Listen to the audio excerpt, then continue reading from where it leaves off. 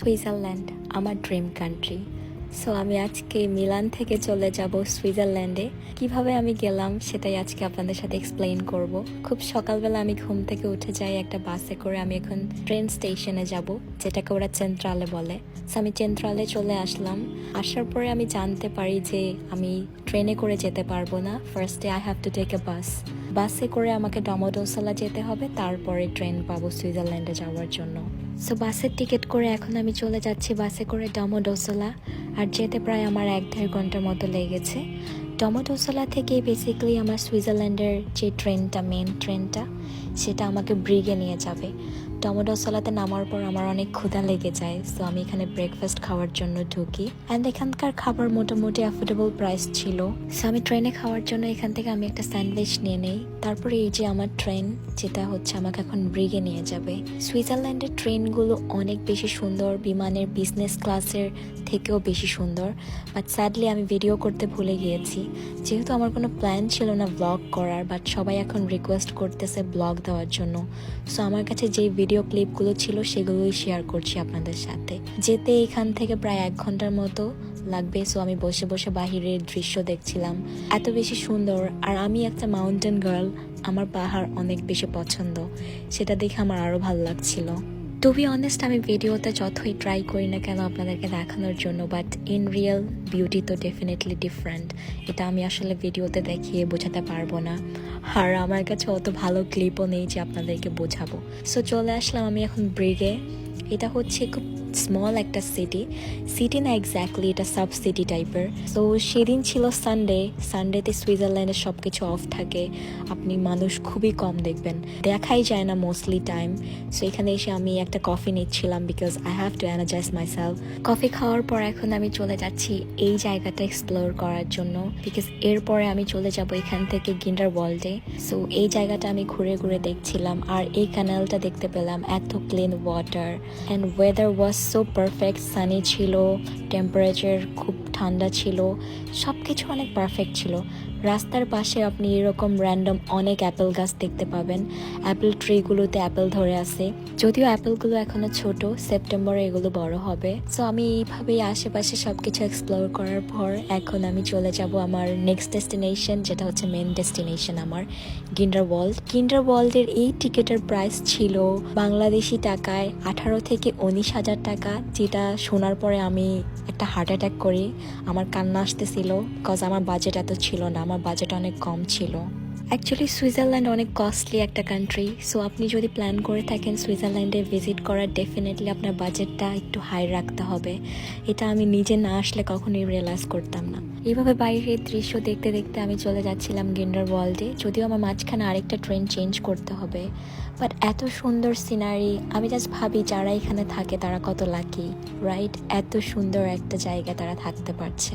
এখন আমার আরেকটা ট্রেনে উঠতে হবে। মাঝখানে আমি নেমে এই জায়গাটা দেখছিলাম, এই জায়গাটাও অনেক বেশি সুন্দর, যদিও আমি এই জায়গাটার নাম ভুলে গিয়েছি। এখন আমি চলে যাচ্ছি আমার নেক্সট ডেস্টিনেশনে। আর আমি অনেক পাহাড় প্রেমী একজন মানুষ। পাহাড় দেখলে আমি কেন জানি না অনেক ইমোশনাল হয়ে যাই, আমি খুব ডিফারেন্ট ফিল করি। আমি এটা হয়তো কাউকে বোঝাতে পারবো না। সো চলে আসলাম গ্রিন্ডেলওয়াল্ডে। গ্রিন্ডেলওয়াল্ডটা হচ্ছে সেই জায়গাটা, এখানে কিন্তু ডিডিএল যে মুভির একটা সিন শ্যুট করা হয়েছিল। সুইজারল্যান্ডে আপনি কমন একটা জিনিস নোটিস করবেন, সেটা হচ্ছে সবার কাঁধে এরকম একটা ব্যাগ থাকে, বিকজ তারা অনেক বেশি ক্যাম্পিং আর হাইকিং করতে পছন্দ করে। সুইজারল্যান্ডের লাভ ল্যাঙ্গুয়েজ হচ্ছে তারা মানুষকে প্রপোজ করলে বলে ইউ ওয়ানা গো হাইকিং। আমি এটা শুনেছি এখানকার কমন মানুষ থেকে, I don't know if it's true or false, but জিনিসটা খুবই সুইট। অফকোর্স আমি হলো তো ইয়েস বলে দিতাম। সো যাই হোক, এখানে আমি এসে এই জায়গাটা এক্সপ্লোর করছিলাম, এখানকার ভিলেজগুলো আমি ঘুরে ঘুরে দেখছিলাম। আই এম এক্সট্রিমলি সরি যে আমার কাছে অনেক ভিডিও নেই, বিকজ আমি তো আসলে ব্লগ করার জন্য শ্যুট করিনি। যদি আমার প্ল্যান থাকতো তাহলে আমি সব কিছুর ভিডিও নিতাম। আমি এখানকার এই যে ফ্লাওয়ার দেখছিলাম, যেখানে সেখানে ফ্লাওয়ার হয়ে থাকে। অ্যান্ড এত পারফেক্ট একটা সময় আমি গিয়েছিলাম, সামার টাইম। এই সময়টা নাকি সুইজারল্যান্ড ভিজিট করার জন্য সব থেকে পারফেক্ট। কাশ্মীর আমার ফেভারিট জায়গা ছিল এতদিন, বাট আসলে কাশ্মীর খুবই ছোট একটা জায়গা। সুইজারল্যান্ড এত বড় যেটা আসলে এক্সপ্লেন করা যাবে না। হয়তো আমার ভিডিওতে আমি 1%ও আপনাদেরকে দেখাতে পারিনি, তার জন্য I am extremely sorry.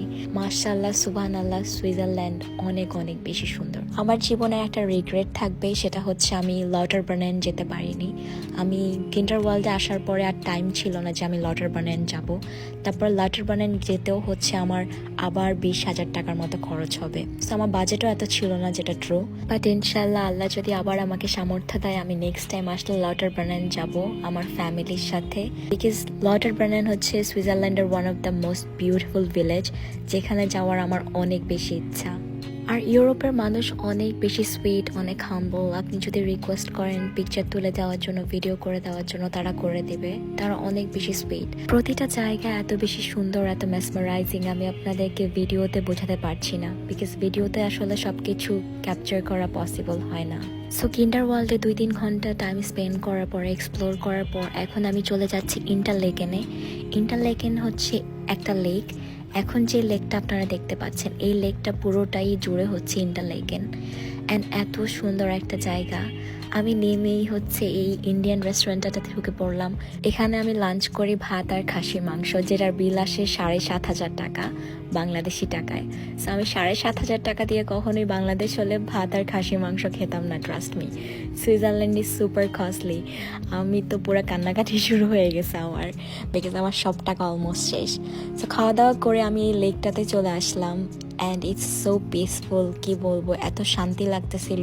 And মাঝখানে একটু 1-2 ফোঁটা করে বৃষ্টিও হচ্ছিল। The weather was so perfect. এই লেকটার পাশে আমি প্রায় 1 ঘন্টার মতো বসেছিলাম। দেন হচ্ছে আমি পুরো এরিয়াটা কভার করেছি, যেগুলোর ভিডিও আমি হচ্ছে আপনাদের সাথে শেয়ার করতে পারছি না, তার জন্য sorry. But this is so pretty, see. আপনারা একটু জাস্ট ভিডিওতে দেখেন, এত সুন্দর একটা জায়গা।